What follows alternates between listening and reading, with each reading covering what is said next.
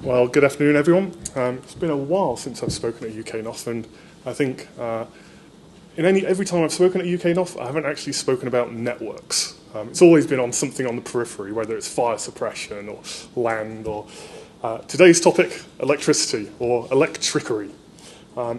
Thanks, Anne, for the introduction there. So you may remember me from former data centres such as Dedi Power, Pulsant, 4D, and now Redcentric. So Redcentric acquired 4D data centres in June this year, and we also acquired the SunGard data centre assets out of administration. Hence, I now have the lovely job of buying power across 9 facilities through the UK in an energy crisis. Today's talk is going to focus a little bit on what's been going on in the market, a little bit on how an industrial energy bill is constructed, and then some of the other market factors around generation. I probably covered that off in the agenda here. Big things also to cover. The government made a little announcement yesterday, which has thrown the energy market into even more turmoil, as if it wasn't bad enough last week. So let's crack on. So the components of an industrial energy bill. So there's over 14 components that make up an industrial energy bill. Your home bill, you go, oh, that standing charge looks a bit high, and nowadays, oh, that kilowatt hour charge, that's a bit high. But when I get an energy bill, I have all these different elements which come up on it, and each one gets charged at a different rate, and trying to reconcile that back is quite a big challenge. So I thought I'd just run through all of these different areas and how the power transmission system works in the UK to build a bill. So hopefully a straightforward diagram. Obviously, we start on the far right-hand side as I look at it, your far left. We need power stations and power generators. So nowadays that can be nuclear, there's a tiny bit of coal just being retired, a fair amount of gas, which we'll come on to, and a lot of renewables. And then some pumped hydro for peak demand. That gets transmitted through the overhead and national grid, generally at 400 or 275,000 volts. And the national grid, we all know that as the Pylon Appreciation Society. Everyone going around the UK, when you're driving up and down the motorways, spotting some great looking pylons. That then gets put down into what's called the distribution network. And they're your local energy supplier, whether that's at your home or for my data centre. And through that, there's also a load of accumulated losses that happen, and also lots of different charges. So the large power generators, so we talk about that being the commodity piece. So I'll refer to commodity a fair amount. Just think of that as people who are actually generating electricity for us. The term TUOS, so the transmission use of system. So on my energy bills, I get charged by the national grid to use their nice high voltage power lines, and extra high voltage power lines, to get that big energy to where we need it. Then we also have the GEOS charge, so the distribution network use of system. So this is the UKPNs for London, Scottish Sun Electric and the such. And with distribution network operators, operating 9 data centres through the UK, I actually have to deal with 4 different distribution network operators for my energy connections. In some ways, it would be nice to deal with one because it would be consistent. Each of them have their own policies, own regimes, own ways of doing connections. It's a bit of a nightmare, but it is restricted to 1 DNO per region. You can't have multiple DNOs, so it's not like the US where there is competition within the distribution networks within certain areas. So within the GEOS as well, so we have to pay for the amount of energy we might consume as a data centre. So it'd be no use me going and building a 20 megawatt data centre, connecting it to the national grid, powering up a megawatt, and over the next 5 years slowly creeping that up to that 20 megawatts, and then going, oh, actually, we haven't reserved that capacity on the national grid for you, or the distribution network.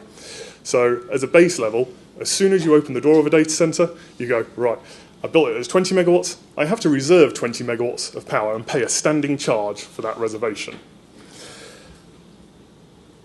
The other challenge you have is if you carry on growing and you grow really quickly, you've been paying that standing charge for availability, but you might actually go over it. That's a really painful situation because the distribution network operators don't like you overusing on your commits. It's sort of like think about it from a network terminology. Right, you'd like some 95th percentile billing, except you're maxing out a 100 gig circuit constantly and causing other people issues. There's a thing called the reactive power charge. So if you don't have your power perfect and a great power factor in the data center, the grid charge you for the adjustments and potential harmonics that also go back into the distribution network. Those fees are quite large. So nowadays, most data centers are working on a really a power factor of about 1 or 0.999. And that's through the use of highly efficient UPSs that do auto power factor correction on the input side. I'll just touch on the red, amber, green usage charges. So there's a system at the moment called the triads, where they look back over the previous winter's usage and identify the 3 peak points of the previous 6 months, and that's where they base their charges on. This is where it is the opposite of how we'd run a network in terms of oversubscription. You have to think that, right, okay, well, I'm going to build a big network. Chances are not all users are going to be using it at the same time. Electricity suppliers do that to some extent, but their ability to maintain that headroom is a bit less than we can on the network. And ultimately, if everyone does spike and use energy at the same time, used to be referred to as sort of the Coronation Street or the World Cup half-time kettle problem, where everyone went and put on their kettle to make a cup of tea, and you'd see a massive spike in energy demand. That has to be accounted for somewhere. So we get charged for that in these different periods. And then there's a few others in here which I'll not touch on, but one that I think is probably most relevant and most familiar to us, I'd go, oh, this is what a NOC should look like, right? For a balancing service use of system charge. Another service run by the National Grid. Basically, you need to manage what the demand is and what the supply is. And if those two go massively out of kilter, we have big issues across the energy supply in the UK. So there's a dedicated team that operate this balancing service and will tell generation to come online, or will pay generators to go offline. If the demand isn't there, they'll actually go, right, we're going to pay you to disconnect from the grid. And they pay a lot for people to do that.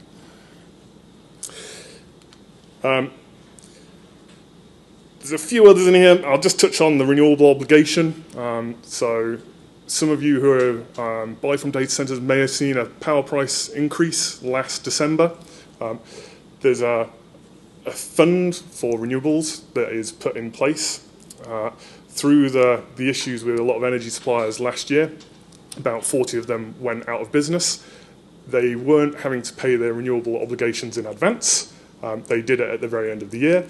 If your company's gone bust, there's no money there to pay those. That market is then mutualised across the rest of the energy suppliers. So everyone else had to pick up the tab for those energy companies going bust. Not great for anyone. Finally, kilowatt hour units, so generation. Standing charges, sort of all energy suppliers have a standing charge of some sort.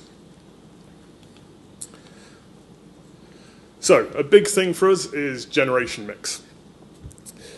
You can see in the graph here that coal has reduced massively, certainly over the last 10 years, which is obviously a very good element for the environment. Renewables have really expanded, which is also really good. And really happy about that. We've got lots of solar, lots of wind. But this gas percentage is not ideal, especially when we're in a market where gas is priced very, very high and is very volatile. And specifically, when your renewables aren't able to generate energy.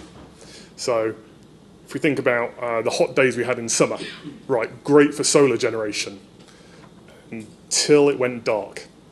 And because it was really sunny, we weren't experiencing a lot of wind. So the nighttime rates, we had to turn on a lot of gas generation and pay for a lot of that gas at wholesale. That was at a huge markup. and that makes us all very sad because that's led to some of the massive volatility in pricing we've seen. Just a quick graph on what the gas market has looked like over the last 3 years. If anyone can predict it going forwards, I will buy you many, many beers and bottles of champagne, because no one has a clue. Every energy broker I speak to at the moment is literally you can make up a number and we'll see whether that's right. Unfortunately, because of that gas generation we need, the gas market has a huge impact on what rate we pay for energy. Another interesting element is the split between all those sort of 13 charges and the commodity charge. 3 or 4 years ago, I was really concerned about the commodity charge really becoming a bigger issue. The non-commodity, so all those other transmission charges, losses and the such, becoming a bigger issue than the commodity. That sort of corrected itself, but I'm just as sad because it's corrected itself the very wrong way. The commodity charge is now like 90%, and I was expecting it to be more like, 30, 40% maybe. So it's sort of broken a few business models. So the types of contracts. Everyone knows about fixed contracts. Generally at home you might get a fixed contract or a variable rate. And someone shared this picture in one of the groups I'm in, and I was like, wow, that looks like a great rate, 10p a kilowatt hour. Oh wait, hang on, no, 101p a kilowatt hour. Wait, that's over £1 a kilowatt hour. That is ridiculous. Considering 15 years ago when I started out in this industry, we were paying 6 to 8p a kilowatt hour. Today on the open market, you're paying 30p a kilowatt hour. For the futures market, which we'll come on to, you're paying a lot more. So the futures market. This graph covers 2017 to the start, or mid-21. And I think I'm just going to highlight, look at the scale down there. So there was a bit of fluctuation in it, but it's sort of generally sat in the 40 to 70 pounds a megawatt hour. And you generally try and buy at the point where it was at the lower end, but it was still a bit of a guess, and trying to judge that. What that looks like today, so it's not a great position to be in. So buying for this winter, as it stands just before I came on stage, you were looking at over £550 a megawatt hour, compared to 2 years ago or even 18 months ago, where we were talking that 50 to 70 pounds a megawatt hour. All of this has been driven by this gas volatility, and all of the energy brokers and suppliers trying to bake in that volatility into their cost base. And because they can't judge it and have no idea where the pricing is going, they're having to just price it where they see fit and see what sticks, unfortunately. So the futures market, we have 2 seasons, summer season and winter season. And generally you do a thing called hedging, so you'll be buying certain sections of your energy use, and you might only buy 10% or 20%. You might build a hedging policy, and I'll come on to that as the part of the risk management appetite in a bit.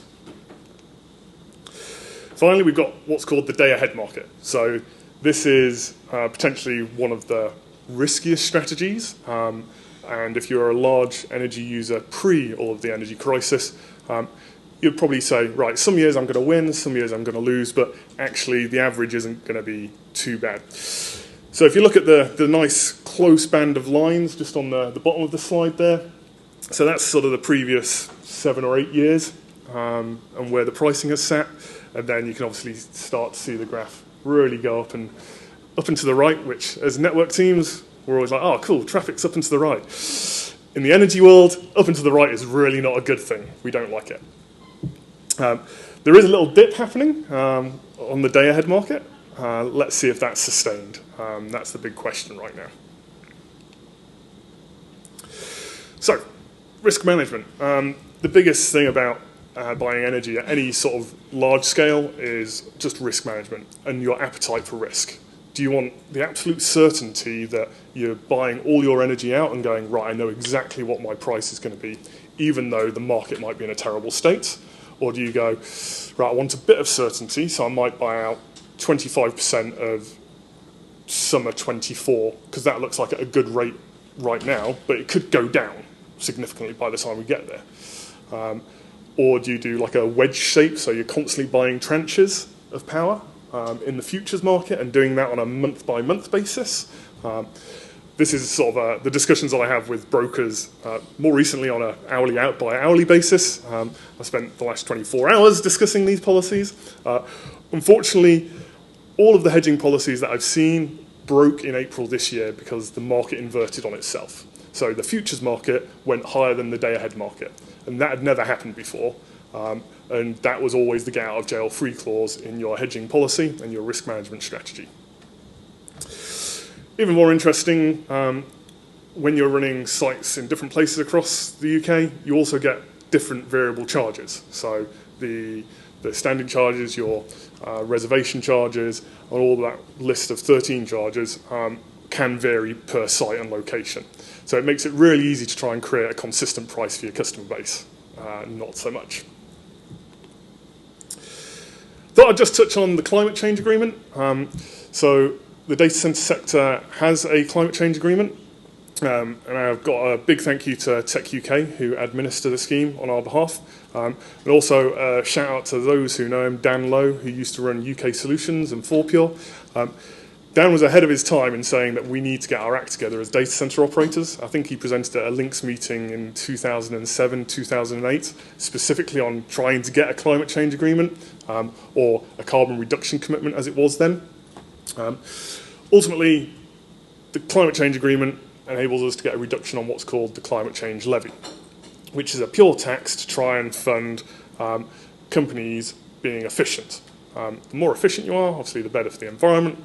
You know, in a modern world of energy prices where they are, you are incentivized to be energy efficient. You don't want to waste a kilowatt at any time. The data center industry did come a bit late to the party, but for those that are signed up to it, we have some really good targets to drive energy efficiency, and we have to invest in that. It's primarily capital expenditure, which we're looking at. But we do get a 92% discount on the climate change levy, which sounds great, but the climate change levy only accounts for about 1% of the bill at the moment. So it's a very small amount, but every little helps. And then yesterday, the government threw a spanner in the works of every energy broker and every decision maker who's buying energy by going, right, we're going to do a scheme for businesses, and here's the detail of the scheme. Except they still left out a lot of the detail. And that detail won't come out until the 30th of September and becomes effective on the 1st of October and will only run until the 1st of April. But at the high level from the information we do have, so they're setting the commodity at a floor price of £211 a megawatt hour, which if you think back to what I was saying about the pricing in previous years, it being that £50 to £70 a megawatt hour, it's still pretty high. So there's still a big jump expected in any energy-related costs. They're going to mark down or discount the values to the wholesale market by up to £405 a megawatt hour is what they've said, which if you're buying on the open market means that if you're buying below £616 a megawatt hour, you get the benefit of being floored at this £211. But importantly, don't think it's 21.1p a kilowatt hour. There's about 8p of all those other charges that need to be added on. And I thought I'd throw together a quick table to explain that formula a little bit because it's not the most intuitive. So if you manage to find a commodity at £150 a megawatt hour, great, you're winning. I don't think anyone will, but if you do, you don't get any discount, but you've got a great price. If you sign at £211, well, you're still getting a great price in the market. Today's futures market, as I say, is about £550 megawatt hour. If you sign at £250, well, you get a discount of £39.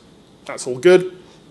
At that 616 level, well, you get the full discount of £405 down to 211. But if you're not doing this hedging strategy and you're not buying out to get the benefit of this discount, and you end up having to pay at £800, that floor price doesn't apply. You'll get a discount, but it'll only take you down to £295 a megawatt hour. So there's still a large level of risk happening within the market upon the government announcement. This morning, the updates that were coming from the market, trading was actually frozen for this winter. There was no one offering to trade, which was kind of a bit of a shock because I've never seen that happen in this market before, even with all the volatility.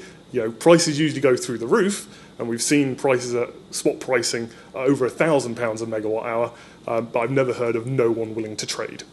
So that was kind of a big surprise. So just to put that floor in perspective as well, so that's sort of the line I was saying about that 50 to 70, where the floor is, where the market is. Importantly, the next question is, what are the government going to do when this scheme runs out? They've said they'll review it in 3 months, but at the moment, the 1st of April is another big date for everybody in terms of energy pricing. So, opening up for some questions. Thank you, Steve. Questions, anybody? I should also add, I'm not an energy broker. I work with lots of energy brokers and have to deal with this every day, but I'm not the one doing the trading. I'm telling the traders to do things. Tom? Hello, Steve. Hi, Tom. I'm Tom from BT, and I'm very grateful to you for doing this talk because I feel as if this is something that we do not discuss much in this industry, and I think you've shone a great big whopping light on it and the problems that some of us are going to have. Speaking rather independently, I was wondering whether or not you held any hope in the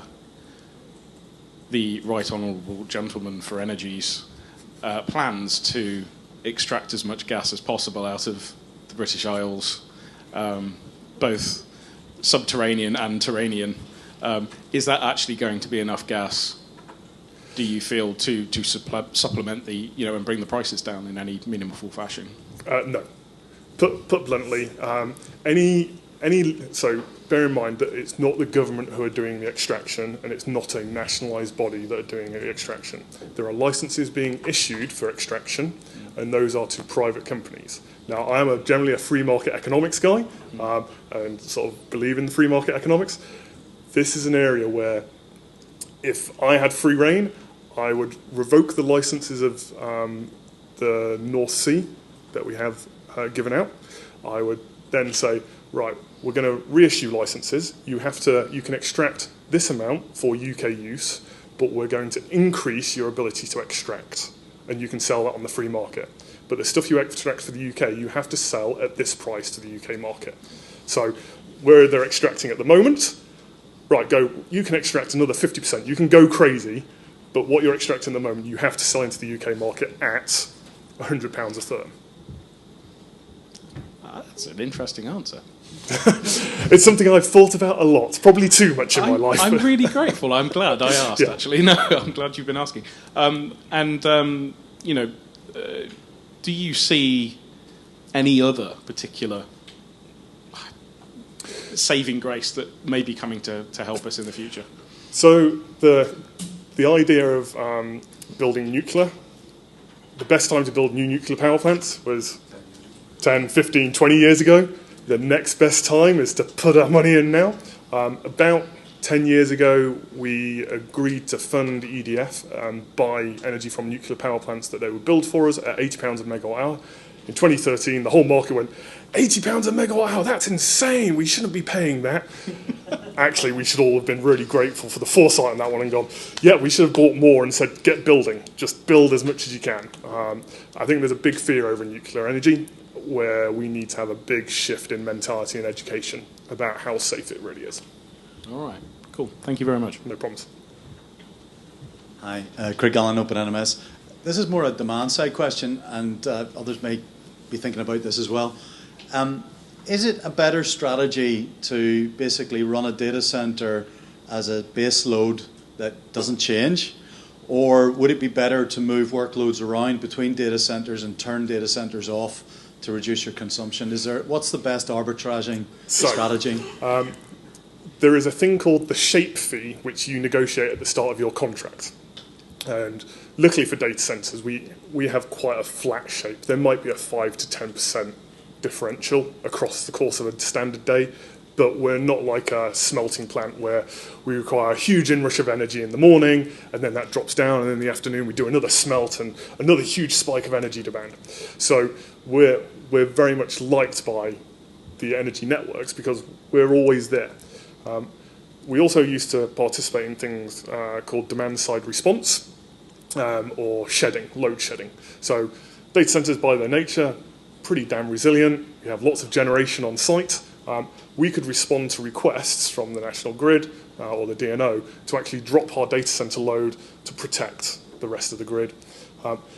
That's something that has actually been done in California recently with the issues they've experienced. It's something which, as a concept, I think we're going to float with the government for this year. There's also a lot of other regulations that stop us running on generators for periods of time.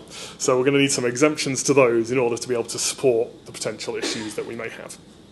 And in terms of actually dropping load and moving workloads elsewhere, is that feasible or is it just too difficult? Depends on what your workload is. So I work with some oil and gas companies who do seismic analysis, and they will sometimes follow the sun for energy pricing. So they'll actually use their UK data centers at night, move it out to Asia during the night time, and move it to the US during the night time to get the best of all the worlds of energy pricing. So there are options like that. I think in the European market, we're all facing these same pressures on the energy price. The night rate isn't looking as great anyway, so it's like, okay, if there is an ability to shift a workload into a different region, that is a potential option. The vast majority of workloads that I deal with my customers are more latency sensitive, so are UK focused. But if you've got some large compute that you want to offload, that's a perfect job where you can go, right, large compute calculation, go off and do it, right, give me a package of data back over the course of the next 10, 24 months. You know, there's workload jobs that I've seen that can take a month to process before they spit out the results at the end. And that's just a month of crunching internally inside its own block, and then it spits out, you know, a petabyte of data at the end. Great. Thank you very much. No problem. Any more for any more? Nope. All right. In that case, thank you very much, Steve.